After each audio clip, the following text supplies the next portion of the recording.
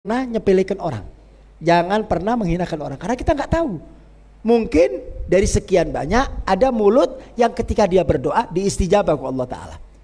Ada orang bu, pak, yang dia mendapatkan kemuliaan, yang secara zahir kita lihat orang ini teh nggak bagus, orang ini nggak baik, tapi ada satu amalia yang tersembunyi yang tidak ada manusia tahu kecuali Allah. Amal itu yang menjadikan dia mulia di hadapan Allah Ta'ala.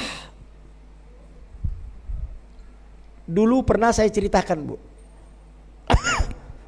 mungkin di tempat ini diceritakan itu. Ini cerita ketika seorang ulama Maroko berceramah, ya, kemudian dia memberikan satu hikayat yang menarik. Ini terjadi di Maroko. Ada seorang alim besar, seorang ulama besar, kemudian ulama tersebut pada satu malam itu dia mengisahkan dirinya, ya, dia mengisahkan dirinya. Pada satu malam dia bermimpi bertemu dengan baginda Nabi Muhammad sallallahu alaihi wasallam. Mudah-mudahan kita bisa bertemu dengan Nabi Muhammad sallallahu alaihi wasallam. Dalam mimpinya itu Rasul mengatakan kepada si syekh tersebut, kepada orang tua tersebut, kepada orang alim tersebut, apa kata Nabi? Idhabu ilal Makkah. Pergilah engkau ke Mekah, cari ada satu orang namanya Fulan bin Fulan. Namanya Fulan bin Fulan. Kalau kamu sudah ketemu, sampaikan salamku kepada orang tersebut. Masya Allah. Dapat titipan salam dari kita dapat titipan salam dari bupati aja udah nggak bisa tidur seminggu, Pak. Ada bupati atau gubernur kirim salam, wah itu sudah diabadikan, ya. Bagaimana kalau salam yang datangnya dari baginda Nabi Muhammad? Bangunlah orang tersebut. Setelah dia bangun, dia ragu dengan mimpinya. Malam kedua dia tidur lagi dan dia bermimpi seperti malam pertama. Mimpinya seperti itu. Pergilah engkau ke Mekah, temuin seseorang namanya Fulan bin Fulan, sampaikan salamku kepada orang tersebut. Mimpi yang kedua masih dia ragu. Malam ketiga dia mimpi dengan mimpi yang sama. Masya Allah. Mimpi dengan mimpi yang sama. Begitu dia mimpi yang sama, paginya dia siap-siap koper semuanya. Dia izin sama istrinya, anak-anaknya. Ditanya mau kemana? Saya mau ke Mekah, saya mau umrah, dan ada sesuatu yang ingin saya sampaikan di Mekah. Singkat cerita, ikhwani, berangkatlah orang tersebut ke Mekah. Apa kira-kira yang terpikir dalam benak kalian ini? Apa kira-kira yang terpikir dalam benak kalian ketika ada seseorang yang disebutkan namanya oleh Nabi, kemudian Nabi mengatakan sampaikan salamku kepada orang tersebut.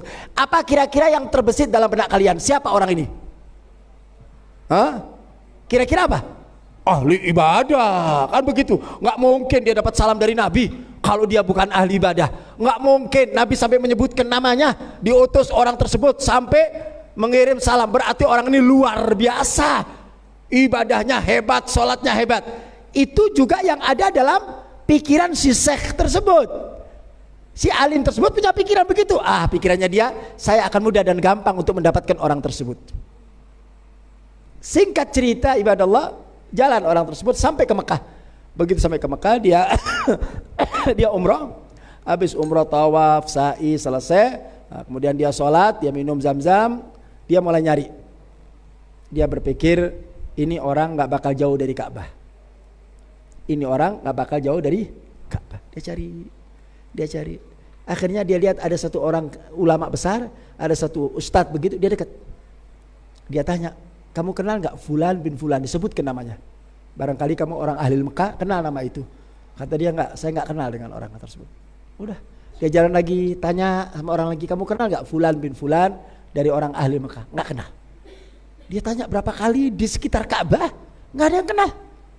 Dia mulai bertanya-tanya, ini orang di mana ini?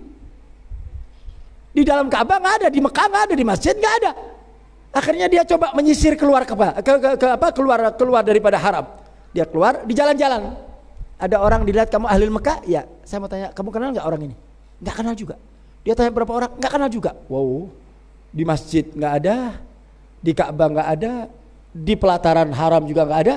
Maka dia berpikir, jangan-jangan ini orang berada di pinggiran kota Mekah. Dia mulai keluar lagi, dia mencari lagi itu orang tersebut, karena dia menyampaikan amanatnya Nabi Sallallahu Alaihi Wasallam. Udah, Sampai dia keluar di pinggir kota Mekah, akhirnya dia tanya beberapa orang Badu, orang-orang gunung itu biasanya kenal. Dia tanya, kamu kenal Fulan? Nggak kenal. Akhirnya singkat cerita dia ketemu dengan satu orang, tanya, kamu kenal nggak dengan Fulan bin Fulan?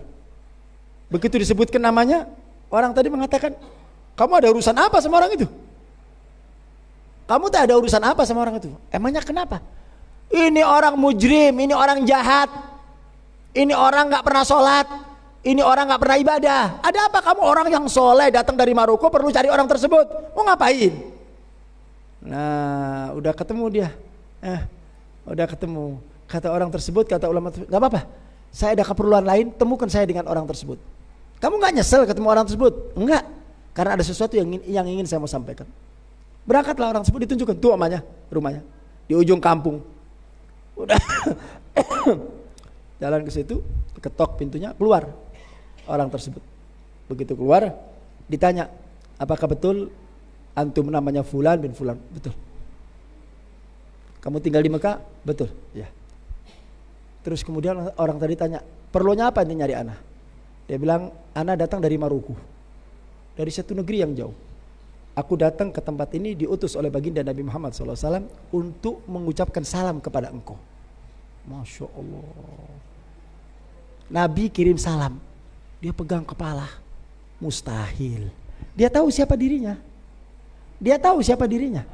Dia bilang, bagaimana mungkin kamu mengatakan Nabi kirim salam sama saya? Saya bukan orang baik, saya bukan orang bagus, saya bukan ahli ibadah. Bahkan dia katakan, demi Allah, dari mulai saya lahir sampai umur seperti ini, saya tidak pernah melihat apa itu Ka'bah. Orang Mekah umur sudah 50-60 tahun. Dia bilang, dari mulai saya lahir sampai sekarang saya belum pernah lihat Ka'bah itu modelnya kumaha teh. Ka'bah itu teh persegi 4, persegi 5, saya nggak tahu. Masuk ke masjid saya nggak pernah. Bagaimana tiba-tiba kau mengatakan bahwa Nabi kirim salam kepadaku? Hal kadzabta, kamu dusta, bohong, nggak mungkin.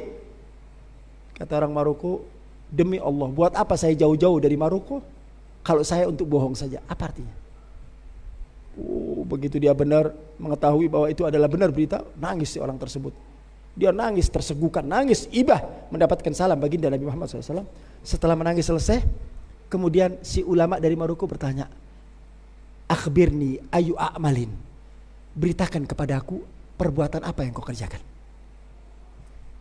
Kau melakukan sesuatu apa yang kau kerjakan sehingga kau mendapatkan satu keutamaan, satu kemuliaan, dapat salam dari Nabi baginda Nabi Muhammad. Kata dia, enggak, saya ini sholat enggak beres, minum minuman keras, zina terus, berbuat maksiat, begitulah. Jadi nggak ada amal kebaikan yang bisa saya. Kata ulama tersebut, nggak mungkin. Ada satu amalan yang pasti kamu lakukan. Karena nggak mungkin Nabi mengucapkan salam kepadamu kecuali engkau ada sesuatu amal yang kau kerjakan. Kemudian dia katakan, dia sumpah, sebenarnya saya nggak mau buka amal yang ini. Saya nggak mau buka sebenarnya. Tapi karena kamu tadi menyebut mimpi dengan Nabi dan Nabi yakin bahwa dia menjalankan sesuatu, maka saya akan buka dengan catatan jangan ceritakan kepada orang lain. Apa kata dia? Dulu, lihat, perhatikan. Dulu di tetangga saya itu, nih, di satu tembok ini ada suami istri punya anak 7. Punya anak 7. Suaminya kerja luar biasa, dihidupin keadaannya.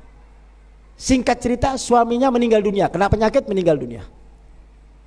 Sehingga dia harus menampung 7 anak dengan tidak ada pendapatan. Suaminya sudah meninggal. Suaminya sudah meninggal. Hidupnya susah, ya, karena sudah tidak ada uang yang dia terima. Ketika dia menziarahi, ketika dia datang ke tempat itu, dia lihat anak-anaknya menangis, istrinya menangis. Dia menangis karena ditinggalkan suami, dan yang kedua, dia menangis siapa yang akan menghidupin dia nanti ke depannya. Gak ada lagi, dia gak punya paman, gak punya bibi yang bisa nolong dia. Ditanya, kenapa kamu sedih? Kenapa kamu nangis? Dia bilang, kalau meninggalnya suami itu sudah takdir Allah. Kemudian bagaimana kelanjutan anak-anak saya ini? Ini anak saya butuh hidup, butuh makan. Siapa yang bantu? Dia dengan ucapan itu terenyuh. Kemudian dia katakan, saya bersumpah. Saya bersumpah, dari mulai hari ini sampai saya mati, saya akan bagi gaji saya menjadi 2. Gaji saya menjadi 2. Jadi setiap, ini orang kerja di kantor, Jadi setiap saya terima gaji, saya bagi dua. Separuh saya kasihkan janda tersebut, separuh buat keluarga saya.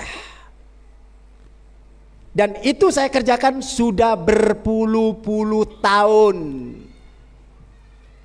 Maka ulama Maghribi mengatakan, hada, ini yang menjadikan engkau mendapatkan satu kemuliaan dari Allah, mendapatkan salam daripada baginda Nabi Muhammad SAW. Nah, jadi sekali lagi, jangan pernah kita ini menganggap remeh orang lain. Jangan. Sekotor apapun orang tersebut pasti punya nilai kebaikan. Dan mungkin kebaikan itu yang akan menjadikan mereka mulia di sisi Allah Subhanahu wa ta'ala. Mudah-mudahan Allah bersihkan kita punya hati semuanya, dijauhkan dari sifat hasud dan iri. InsyaAllah nanti dilanjutkan minggu depan, insya. Ada pertanyaan? Cukup? Bangga langsung diumumkan InsyaAllah Selasa besok, Selasa ketiga ya? Hah? Benar tuh? Ya nanti. Hah? Selasa ketiga? Ya. Kalau Selasa ketiga berarti apa? Hadra Pasodan. InsyaAllah Selasa besok Ba'dal Isya seperti biasa. Nah, saya kepingin kalau pas Hadra Pasodan Isya sholat di sini supaya nggak terlalu malam. Nah, habis makan jam 9, setengah 10 habis makan langsung pulang. Karena ibu-ibu mungkin ada yang rumahnya jauh ya. Jadi Selasa besok InsyaAllah Hadra Pasodan. Mangga.